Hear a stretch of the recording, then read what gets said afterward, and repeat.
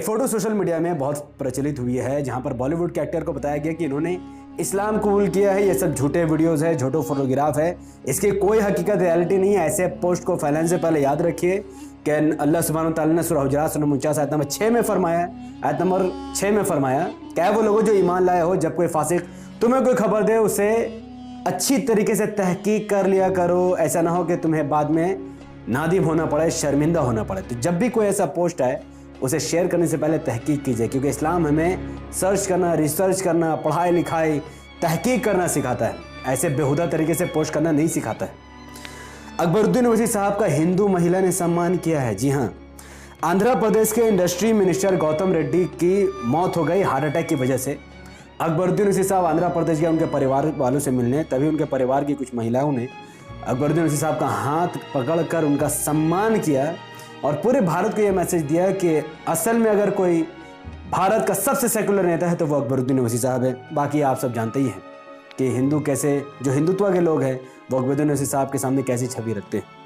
ऋषि अग्रवाल 28,000 करोड़ का चूना लगाने वाला ये व्यक्ति, जिसका ताल्लुक ऋषि अग्रवाल जानते हैं आप किस धर्म से, मुसलमान नहीं, मैं इतना कहूँगा ये मुसलमान नहीं है। इसने 28 बैंकों को चूना लगाकर 22,842 करोड़ रुपए घपला लेकर फरार हो चुका है।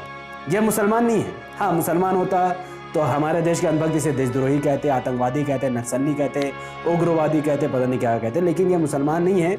इसीलिए गोदी मीडिया इसका नाम नहीं ले रही है, इस पर कोई रिपोर्ट नहीं लगाई जा रही है, कोई इसे देशद्रोही नहीं करा। अभी 28,000 22,000 करोड़ जो लेकर भागे, किसका पैसा? जनता का पैसा था।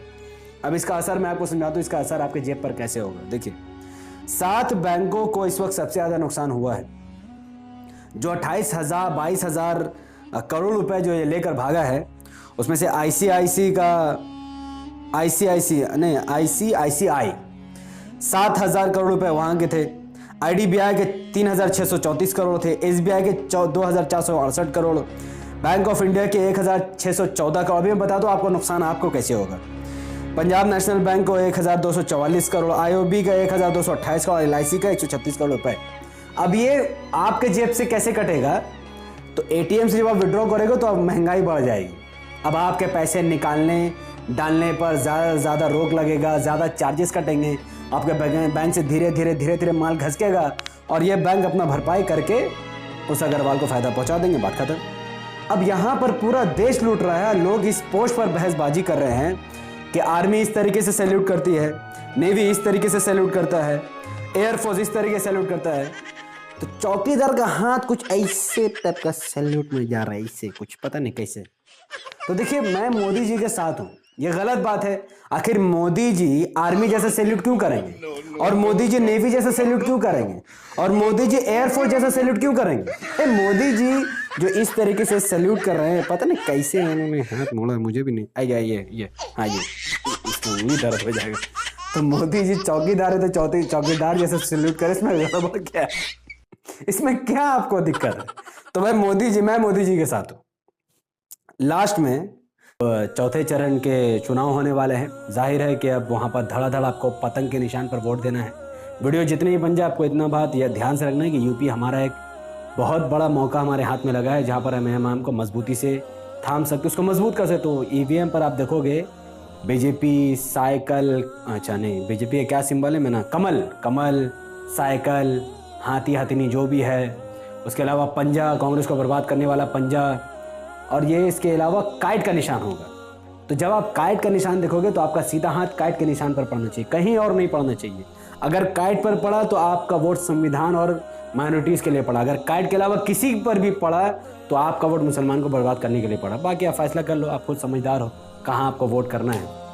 तब तक के लिए देखते रहिए, कीप वॉचिंग द पॉलिटिकल।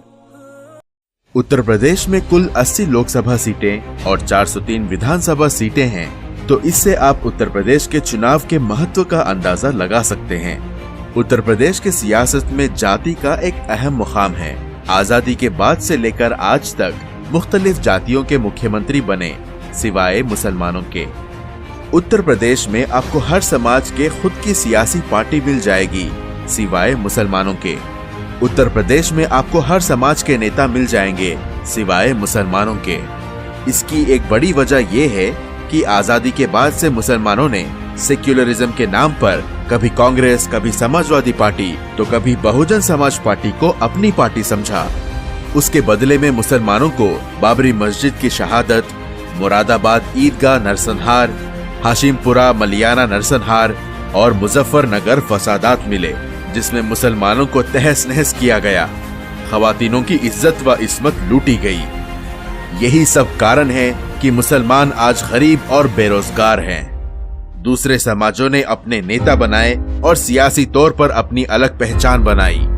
इस सियासी ताकत के दम पर इन सामाजिक वर्गों ने माशी और सामाजिक तौर पर तरक्की की। इनकी तरक्की से हमें सीख हासिल करनी चाहिए। बैरिस्टर असदुद्दीन ओवैसी के नेतृत्व में AIMIM उत्तर प्रदेश में मुसलमानों की वखार की लड़ाई लड़ रही है। मुसलमानों के साथ हो रही नाइंसाफियों के खिलाफ मुत्तहिदा सियासी लड़ाई लड़ रही है। आप भी आएं और इस इनकलाब का हिस्सा बने। अपने नुमाइंदों को, अपनी पार्टी को और अपनों को वोट देकर कामयाब करें। पतंग के निशान पर बटन दबाकर अपनी सियासी पहचान को मजबूत करें।